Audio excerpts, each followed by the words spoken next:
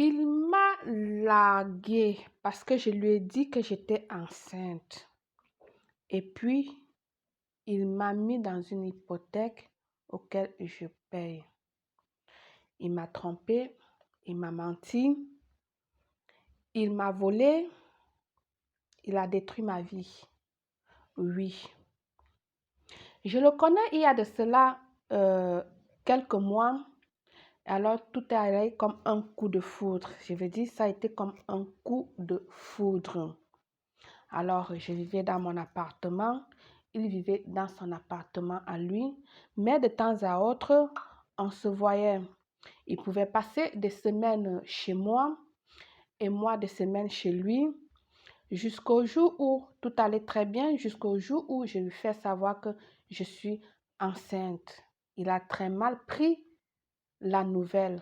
C'est-à-dire, ça a été une douche froide pour lui ce jour-là. Je dis bien une douche froide pour lui ce jour-là. Il m'a dit, tu ne m'avais pas dit que tu avais des fribons et que tu ne pouvais pas accoucher ou encore que c'était difficile de concevoir. Effectivement, j'ai des fibrons. Tu peux consulter avec mon médecin. C'est le résultat, le diagnostic auquel on m'avait donné, mon médecin m'avait donné. Mais ça ne voulait pas dire que je ne peux pas concevoir.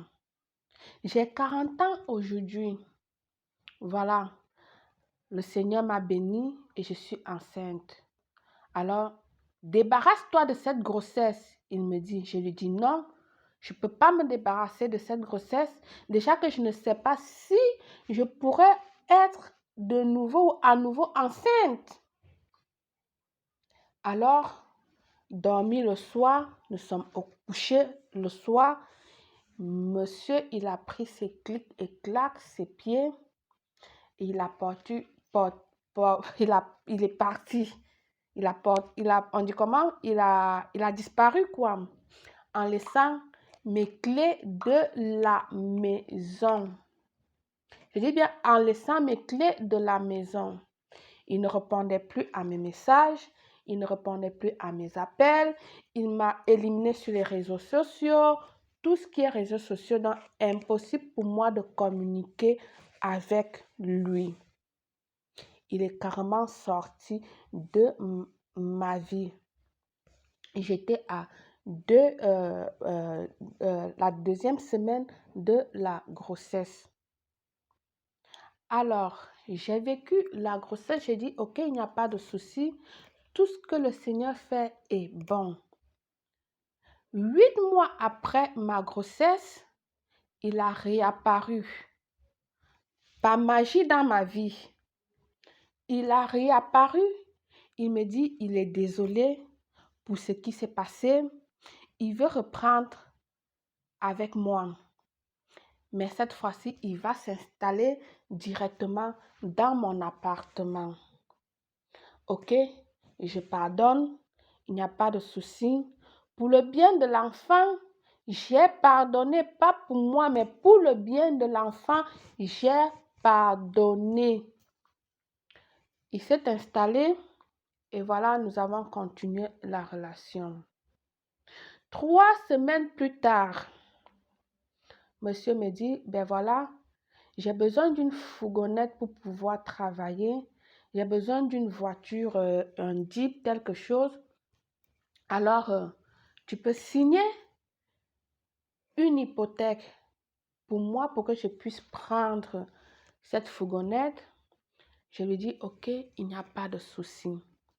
Parce que là, franchement, il me prêtait attention, il veillait sur moi, il me montrait qu'il avait changé, qu'il était vraiment arrepenti, qu'il était vraiment quelqu'un de nouveau et que nous allons faire chemin ensemble.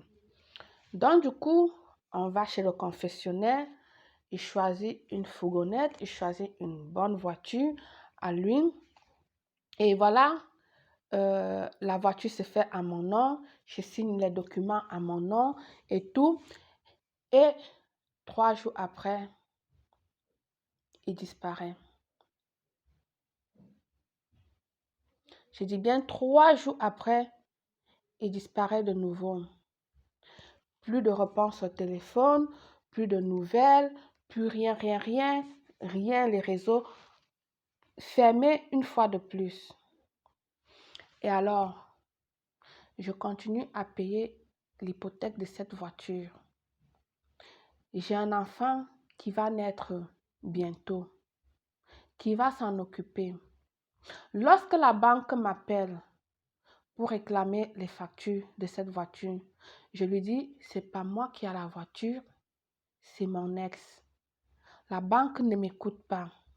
La banque se fout à qui appartient la voiture ou pas parce que les papiers sont signés à mon nom. L'hypothèque a été faite à mon nom. L'hypothèque de cette voiture a été faite à mon nom. La voiture également est à mon nom. Qu'est-ce que je peux bien faire? Je suis obligée de payer les banques, les banquiers, de payer la banque pour ne pas avoir de problème. J'ai un loyer, des factures également à payer. J'ai un enfant qui était en chemin pour naître. Il fallait préparer tout ce que vous savez qui est pour recevoir un nouveau bébé. J'étais toute seule, abandonnée, trahie de nouveau, volée. L'enfant est né, je suis allée toute seule à l'hôpital. Je dis bien toute seule à l'hôpital. J'ai eu mon bébé, je suis rentrée. Jusqu'au jour de nos jours, il ne sait pas la couleur de son enfant. Il ne sait même pas si l'enfant est né ou pas. Et moi, je continue à payer cette voiture qu'il conduit, qui ne me sert à rien, que je n'utilise même pas pour aller vacciner mon enfant, pour aller faire un soin avec mon enfant. Pourtant, j'en ai besoin. Je ne peux pas aller faire les courses avec cette voiture. Monsieur a porté disparu avec la voiture et de là, j'ai compris que non, il était venu tout simplement pour avoir cette voiture et me larguer. Oui, c'était son plan. J'étais bête, j'étais aveuglée et voilà.